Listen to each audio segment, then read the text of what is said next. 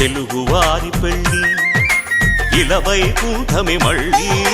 సంప్రదాయమే సౌందర్యంగా సాగుతున్న పెళ్ళి ఇది తెలుగువారి పెళ్ళి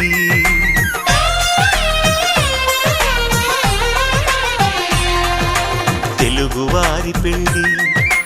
ఇలవైకుంఠమే మళ్ళీ సంప్రదాయమే సౌందర్యంగా సాగుతున్న పెళ్ళి ఇది తెలుగువారి పెళ్ళి